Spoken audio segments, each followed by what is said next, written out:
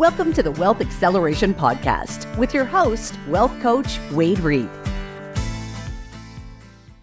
Hey, Money Masters, it's Wade Reed here for another episode of the Wealth Acceleration Podcast, and I have something very special for you. I have with me today Josh Mason, who has been a client of mine since 2017. In fact, we just crossed the 7-year mark since we first met and started working together. So, Josh, welcome. Thank you for having me, Wade. I'm curious, and I'm sure the audience listening is super curious about what your experience has been like over these 7 years, how it's played out long term. Because oftentimes you hear a strategy and you might really not know somebody who's doing it, and thereby not have the context to what the real world ramifications are of doing certain things. And that's what I'm trying to get to the listeners is case study, like real life experience. So kick us off, Josh, with a little bit of your background, your family life, your business, the things that you were struggling with as you opened up the relationship. I'm a chiropractor as my sole thing that I do, but I am an entrepreneur at heart. So on top of being a chiropractor and owning a chiropractic office, we own a gym, a t-shirt printing business. I own some real estate, and my wife does some things outside of the family as well. So we're very entrepreneur minded. But with that success, I was unconfident that I was doing things efficiently, or I had gaps in what we were doing, or, I didn't want to have some success, but then waste it on, bad investments. Or obviously when you start to make a little money, you start to get worried about am I paying too much in taxes or not? So I just had a lot of, even though I knew math and I knew numbers well, and I had done some, work with the financial guru that encourages you to pay off debt as quickly as possible, and debt is the worst thing in the world. But I knew there had to be a little bit more, so that's what initially started me looking to gain some confidence and to great stability and to know what my money was doing and make sure I was doing the right thing. You wanted me to share more about my family too, right? I'm married 22 years now. High school sweethearts. We have 4 kids ranging from ages of nearly 21 down to 13. And it's just been interesting to see them go through this process. And I try to instill some of the principles. I think that's the biggest thing that you started there with. There's the principles that we've learned through this process. So that's a little bit more about me. You're also a faithful man. You've got a strong belief that kind of guides your decision-making in life. Do you mind sharing a little bit about that and how that's applied to your financial and business life? Yeah. And like I said, we were initially exposed to financial things through, Dave Ramsey's course, and our church was actually doing that. And we learned there, and what's important to us is we know that, well, we at least feel like we've been blessed, whether it's we've been blessed with the craft that we do, the business that we're able to obtain and do, or the blessing of being able to employ people and bless their families, the people that we interact with every day, whether it's in our chiropractic practice or in the gym or customers we serve. We see it all as an act of God and trying to just shine the light of Jesus for everyone. And so we know that, and we feel that is important for us to use our blessings. And those blessings could be, again, those gifts that we were given, but then also the financial resources that we obtain to be able to use those as blessings to support organizations or initiatives or groups that may need that financial support. And so it was really important for us. We do believe in giving. And so, to be able to give, we had to have our financial house in order so that we could do so. And so it was really important for us to be able to get a grasp and get our confidence around the blessings we were receiving so we could utilize them the best for the Lord as well. That's amazing. The faithful approach to life. And I don't know if you remember this, but my early mentoring was under Dave Ramsey. Yeah. So I studied under him as a virtual mentor from 2005 to about 2008. Facilitated his classes. I had been through his training to become a certified counselor, so I knew his stuff inside and out. And like you said, though, there are some things about debt that are taught that trains us to think that debt is absolutely wrong and bad. And I just did an episode I released on this topic that I'm not a big believer in that. Something just didn't connect with me about how harsh the language was around debt. Yeah, and what I've learned in my belief over the years, because even before working with you, I was working that system, and we actually had paid off our first house, and it was really interesting working with you. I think irrational debt or debt that you're not in control of, or if you're overextending yourself, those debts can be bad. But when it's part of a plan and part of a system, and you're utilizing it as the tool that it is, as the partnership that it is, this partnership between you and potentially the bank or whoever's providing you the financing to get this project or this initiative done, can be a great tool. But when you use that, you got to use it in the right way and have a plan of attack. Yeah, that's the thing, guys. All of you listening who are dealing with debt, if it's consumer debt, that's a completely different thing than asset-backed debt or even education debt that gives you knowledge and skills that you can go apply to a higher earning ability in your lives. Those are, I think, legit reasons to utilize it. And what I was also wanting to talk about with the faith side of this is the giving. And when we first met in 2017, you had stated in some of your original objectives that you wanted to find the confidence, get your financial life organized, get some systems in play that were nearly automated so you could live what you called soul purpose. Yeah. You wrote the word SOLE as in it's your only single purpose. We talked about SOUL purpose. And so they're pretty closely aligned though. Like when we're on mission in life, when we're clear on who we are as individuals, our relationship that we have to God, generally that turns into wanting to serve others. Like there's nobody I've met who, after getting some of the basics of their life handled, doesn't want to do something good for the world and give back. How did getting your financial life in order help you actually give more and better in your life? Well, it just takes off the pressure. Much like Jesus takes the pressure off of life because of grace and forgiveness. When you have your financial house in order and it's no longer a stress because you know you have a plan and you have faith in that plan and you have faith in the system frees you as a person, your energy, what you're able to do and what you're accomplished in the day can all be focused on what those blessings are and what those gifts are to be able to share with others rather than try to worry about the other aspects. And so it created peace and that freed us up to be able to just serve our employees, serve our customers, serve our patients. So I think having that in order created that peace to make that possible. Yeah. Peace is a big deal. I find they're very closely tied together. Peace and confidence come with having clarity in our lives, whether it's our personal financial life or our relationship with our spouse, relationship with a business that we're dealing with, a partnership, whatever it is. When we gain clarity, there's a confidence that comes. Yes. Action can be taken. Decisions can be made that might otherwise be challenged because there's just not enough information. There were some gaps in your financial life that we recognized when we first started working together. Some of these were obvious, some were not so obvious. Talk to me about what those gaps were that you identified.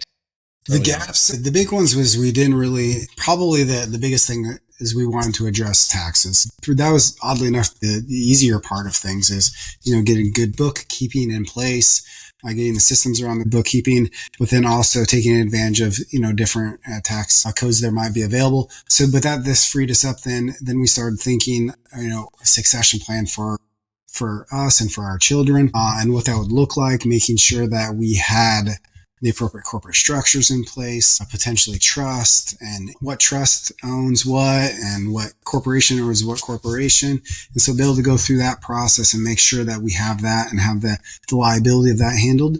And then to review the insurance components, whether it's personal liability insurance, our malpractices insurances, our business insurances, our car insurances, reviewing, making sure we weren't just getting a cheap policy that, it was a policy that had the things that we wanted, and having, an umbrella policy over those. Again, those all create a lot of confidence that you're covered. It takes away the stress of the what if because we're covered. And then one of the largest components for me to grasp and get over was a whole life policy. Again, coming from being trained by Dave Ramsey, and that the whole life plan is the worst thing ever. You could never do that. But it is one of those things with the overfunded component of it that you frequently talk about. And we learned by working with you. It is the only asset that I have that cannot go away ever. It's the only asset that I've been able to use as a true asset. It's the only cash I've been able to use as an asset. Versus cash in a bank. Dave Ramsey says always, buy term and invest the difference. Well, my 401k plan, my retirement plan, my investment plan, those stocks, whatever they are, they cannot be used as an asset the way I've been able to use the cash inside of my whole life policy. I've been able to use it as a down payment, or the collateral of it as a down payment on 2 real estate properties that I could have never used that cash value towards anything else. And that was a thing that I actually just had to have faith in. We built a relationship, Wade, and I still didn't see it. I was like, I feel like I'm throwing money away. I don't see it. And then sure enough, 4, 5, 6 years later, I have this policy that I've been able to use. And again, I purchased 2 great real estate properties that are creating great cash flow, et cetera, with no money down, because I had this policy that is not only good for when I were to die, but how I can use it right now. So that's probably a really neat thing. Yeah, that's one of the lesser known strategies, because when you talk about protection, all those things, the personal liability protection, what we call human life protection, health insurance, a disability insurance policy if you become sick or injured, a life insurance policy, all of those feel like expenses. And we're trained to think of them as expenses, and we don't like to pay for things. We want what it has to offer. Right? If money were not a part of the equation, we would all want the maximum protections available to us, right? So those what if scenarios are handled. Yes. But we don't necessarily want to pay for it until we understand it. Yes. And whole life is one of those assets. I similarly, actually as a life insurance agent from 2009 to about 2014, didn't fully grasp the value of a whole life insurance policy until I was in a training for 3 days in Texas. And we looked at whole life as an asset, the only insurance product that is actually an asset, where everything else is actually an expense. And I started to see the light of the value of storing cash safely versus at risk in the stock market. Yeah. And I used to see it as an either or scenario, but the reality is we need both. We need things that can achieve growth, businesses, real estate, stocks, mutual funds, ETFs, all those things that have some sort of growth that's what we call asymmetrical, like it can have exponential or steep growth. Right now in our economy, we're seeing that happen in the stock market. A lot of the tech stocks, Tesla and Nvidia, AI things are starting to explode in value. And if you happen to be there, you're going to be able to take advantage of those. Whole life, on the other hand, will never do that. It will never explode in value. It will just have a steady climb, and that brings certainty. Yes. Well, and it creates that foundation so that you feel more comfortable. Like it allows you and affords you the comfort to go after the Nvidia stock versus, because you have your base taken care of. So it gives you the confidence. Bingo. You're like speaking my language, and we haven't talked for 7 years. So the foundational things we do give us confidence to go do the other things. So I often share in my current coaching life, I'm not sure if you've come across this yet, but I talk about a hierarchy of wealth, an equilateral triangle with 4 tiers, and they get narrower as you go up top. And the wide base of cash and cash equivalents is not an investment tier. It's a place where we store cash to give us the right to make investments in things we own and control, like real estate and businesses, or our skill set to become more valuable to our employers. That's tier 2. That creates the majority of our cash flow. Tier 3 are other people's investments. Like if you wanted to invest in a multifamily real estate deal, you can't do that on your own. That's $20 million you got to come up with. So you're only going to be an investor. But you've got a confidence knowing you've got backup in case something happens, and you've got cash you can send to it, and then hopefully it comes back. But tiers 3 and 4 are hopeful returns, where tier 2 is where you have all the control. So you guys listening may or may not be business owners. If you're not a business owner, I often teach this phrase: you need to work harder on yourself than you do on your job. Yeah, you're not there just to get a paycheck. You're there to add value to an organization who then pays you for that value. So if you can find a way to be more valuable, you're going to have a higher income. That's like the number one asset. Would you agree with that? Absolutely. I mean, I got a son that's 20 years old right now, and he elected not to go to college. So he's doing a trade. He's doing heating and cooling trade. So he's in an apprentice program. He doesn't live with me, but he'll come home for the weekend and he'll tell me about how horrible the workday was and how dumb his boss is and how he's underpaid. But he has a goal of owning his own business someday. So we get to talk through those conversations, and I talk about, well, what can you do to generate more income for the business? Because if you generate more income for the business, they will absolutely recognize that and see that and reward you for that. And let's play devil's advocate. Let's maybe you do that and you generate income for the business, but you're going to service the customer wonderfully, and you're going to learn how to do that. So someday that you can do that as well for yourself, if it's your own business. And so it's been a great lesson to learn. And actually, even in my business, when I talk to the employees, that's where we have conversations around is how can we add value to the customers, to the patients, or to the business? And if we can do those things, everyone wins. And there's a way for everyone to win. But so creating value is hugely. Yeah. Great example of your son. Part of the reason why I'm doing this podcast is legacy for my own kids who are starting to come of age like your son is and starting to step into life. And what are the real success principles that will bring financial resources, which once we've covered our bases, right, there's no more happiness that comes with money. And that's statistically, all the research says somewhere between 75 and 85,000 a year. It's about all it takes to meet our basic living expenses in the United States and feel happiness. After that, there's no additional emotional value to money. So what is it that we do when we have surplus money? When you've got extra cash sitting around, I often, in fact, I'm going to hark back to Dave Ramsey for a minute, because one of the principles I absolutely loved about his teachings, which is a biblical teaching of stewardship. All that this earth is raw materials that God's given us, and we have the responsibility to take the raw materials and turn them into something useful. And all that we have is not actually ours, according to my belief and your belief. So if it's not ours, we need to have a responsibility for it. And so talk to me about stewardship for a minute, how you view that aspect of money as it comes in a greater quantity than is actually needed for your day-to-day living. Yeah, I definitely feel a sense of responsibility when it comes to the blessings that we receive. And you mentioned everything on earth is a resource, including us. We're a resource to God to serve others and to be a blessing to others as well. And so it's important for me to have the appropriate channels in place so that we can utilize the funds and the resources that we're given to serve the best we can.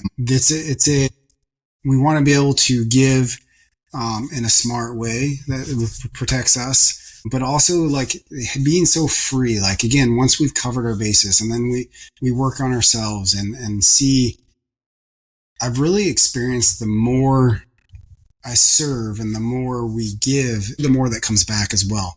And it does come back potentially financially, but it for sure comes back in energy and blessings of Thanksgiving. It has just been a wonderful thing to see as we've been able to give more and be better stewards. Blessings are infinite. They're not finite. So it isn't like there's a limited piece or a limited size of the pie. I'm not going to give away too much because it circulates and comes back. Now that's interesting to recognize that there is a cycle. Mm-hmm. I'm learning still that I can't outgive God. Anytime I feel like I am doing something that feels like a bit of a stretch when I'm giving for my tithe to my church, or some money to a friend who's in need, or a charitable organization outside of my normal giving, it seems like it always comes back in greater quantity. Yeah. So a quick example is we went as a family and we adopted a family for Christmas. So we went as a family and purchased presents for an entire family. And maybe not everyone is able to do that, but you're able to do some level of that. Most of the people listening to this podcast can do some level of that. And it just feels so good to be able to use the blessings you've been given to just share with someone else. To think that this entire family of 6 kids is going to be able to wake up and know that there's a God out there that loves them enough to be able to have someone to create a special day for them. It's rewarding to be able to do those things. To me, the greatest experience of life, to be able to take some of the surplus and share it for somebody else. There's really nothing better. You also mentioned earlier freedom. Seems to have, a sense of freedom has come as you've been organized and you're using your resources wisely. How has having a sense of freedom, because a lot of people think I want to be financially free, and what that means to them generally is I can do anything I want, whenever I want, with whomever I want. They kind of think it has to be money that is all passive income. There's like this holy grail of being a business owner and having real estate as a passive income source. This is a practical podcast, so I'm curious how you view financial freedom. A goal that I'm working towards is that my passive income would exceed my active income. But having things in order and having systems of the base is taken care of, flows of money are coming in. You have a system of moving from your emergency fund to your opportunity fund. When you have your opportunity fund, then you can start to make little investments into things that are cash flow, which then replenishes and circulates back into those other funds. Having that confidence that it's starting to roll in. And it does take some time. So the patience, first faith, you gotta have faith that it's going to work. Like I mentioned, the faith of having that whole life policy that it's going to work. But then the confidence comes when you start to see it actually happen. And we start to see those accounts grow, and then that you can move into the next one. But the freedom of having that and having the systems in place allows you to do what you do best, to go to your sole purpose, to go to your thing that you are the best at and perform better at that potentially could then generate more income to fill those things even more. But I think that's the freedom for me, is that when I go to see a patient, I'm not thinking about how much this patient is worth anymore. I just want to serve them and the rest can take care of itself. Where, early in my career, I was thinking, man, I need 10 more patients this week so I can make payroll or whatever it is. And so, having the systems in place allows the freedom, and you actually become a better person at what you're doing. I was a better doctor because I wasn't worried about that anymore. I was able to serve better. So that's the freedom that I believe when you get things in place that you can be yourself much better because you're not worried about those other things. Yeah, I think what I'm hearing in that is the order of your financial life and checking a lot of those boxes of the protections that free up the what if scenarios in your mind. Mm-hmm. Seems to me that it has allowed for you to then use that freed up mental space to focus more on the service side of your role as a business owner, as a doctor. Am I getting that right? Exactly. So when you're not worried about those things, your mental space and your emotional space is so much better, so that you can just go, whatever your trade is, you can serve much better. That is a cycle that I consistently am seeing as I work with clients. And I've been at this nearly 20 years now. And so observed a lot of different circumstances. And these principles, this is a principle, guys. When you get your life in order, the what if scenarios in your mind are diminished. And now you can focus on things that are more interesting, like creative endeavors, value add endeavors, being more available in your community to do the service things you might want to do if you feel like you have giving in your heart and in your life. You don't have to be a firm believer the way we are to still have that sense of wanting to give back and go help the homeless and your neighbor who needs their leaves raked. There's also this interesting cycle. So we talk a lot about give and receive cycle. This is what's sometimes referred to as the law of reciprocity.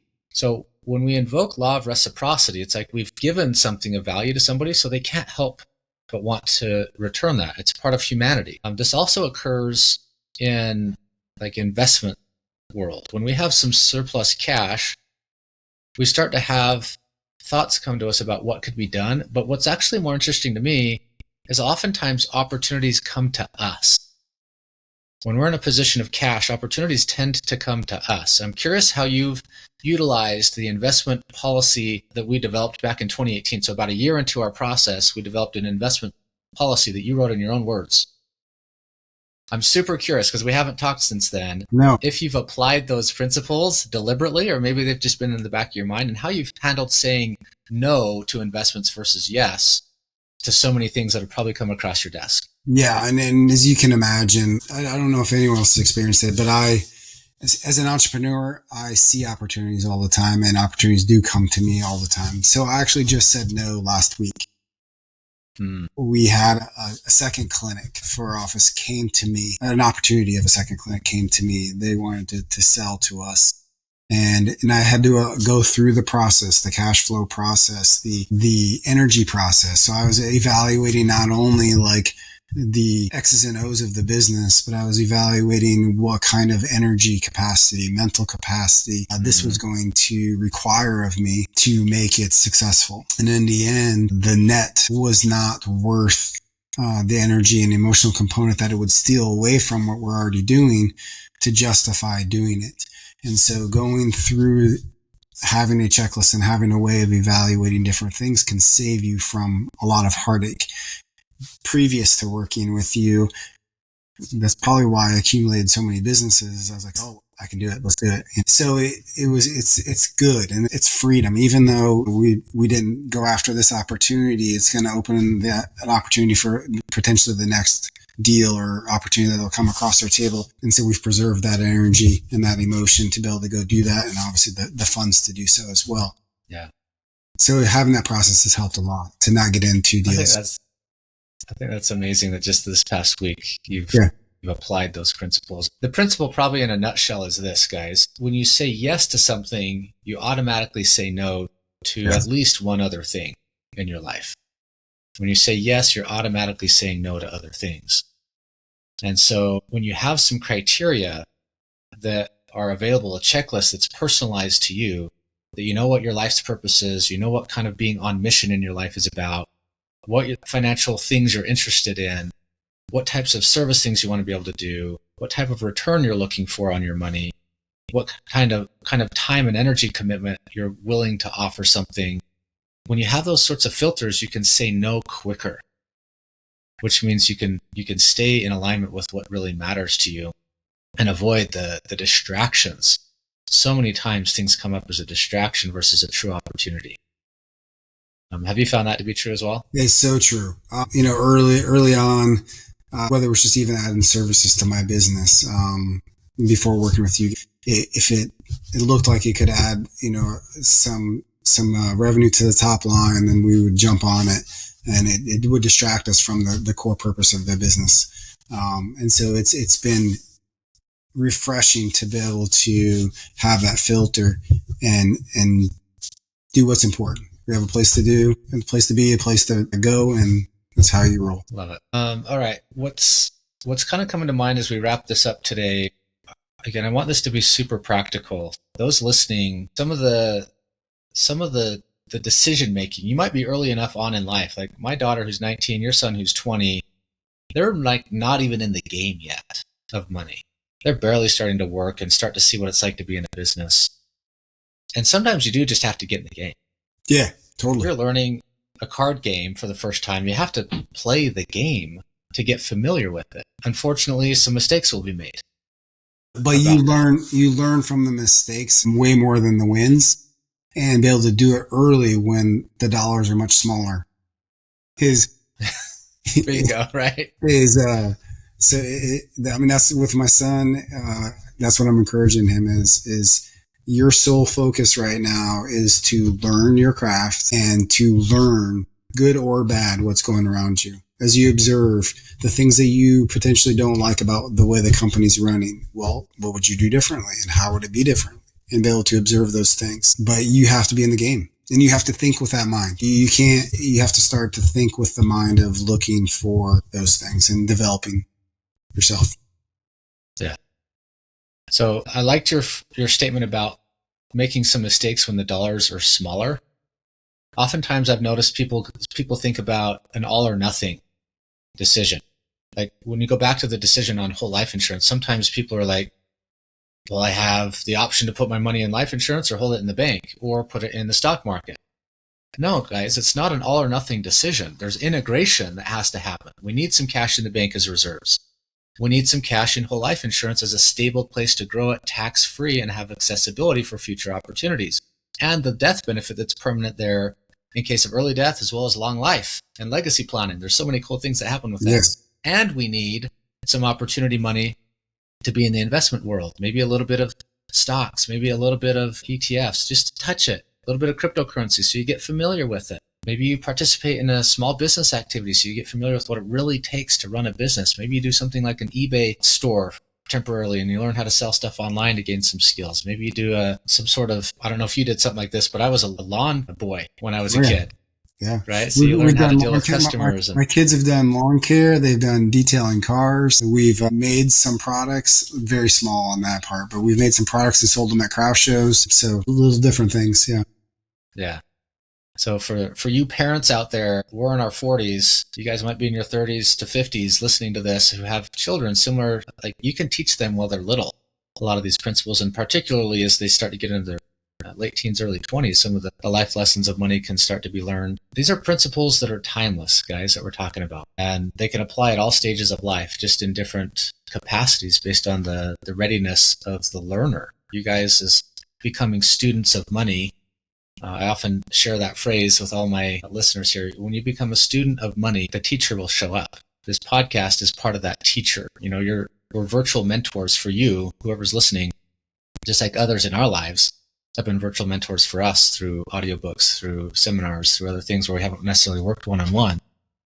But there is a time and a place to hire a one-on-one coach, a mentor that can support you in the actual accountability of accomplishing things that you may not be ready to do on your own. There's just things you don't know, and having somebody by your side can greatly help. So let's wrap it up with that type of thing. I know you've worked with many coaches in your life. Yeah. Talk to me just about the value of having coaches and mentors. I think it's interesting, the concept that people don't either feel like they need a coach, or anyone that is succeeding has a coach. Whether it's an athlete that is trying to achieve something great, they have a coach. If you're achieving anything worthwhile of achieving, you have a coach. I have been in business for 15, 16 years now. I've had a coach the entire time. And I've had coaches in business. I've had financial coaches. I've had health and fitness coaches. To achieve anything above what you're doing, having the accountability and have someone that's been there before, that knows a path, and can get you there faster is hugely beneficial. There is some cost up front for a coach, but it pays dividends in the future because of efficiency. The things that you could have gotten wrong that didn't get wrong, or the steps you could have taken or took the wrong steps. In my experience, coaching has been a huge part of our overall success in every other area. Josh, thanks so much for joining me today. I've enjoyed our time together. It's been a while since we got this chance to talk, so this has been fun. Guys, thank you for listening to this discussion. I hope you're enjoying this. Please drop a review in iTunes, jump over into the comments on the YouTube page. I can't share this with thousands of people without you guys sharing it with your peers. So please share it. I'm grateful for anyone who's willing to step in and support me that way, because by doing that, you're supporting so many other people and getting good content that will help them make good decisions in their financial life. So guys, I love you, and we'll see you in the next episode. Thanks for tuning in to the Wealth Acceleration Podcast. We hope the insights from today's episode help you streamline your finances and grow your wealth stress-free.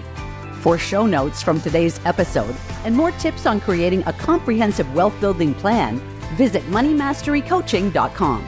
Remember, financial freedom is attainable. Until next time, keep accelerating towards your goals. See you on the next episode.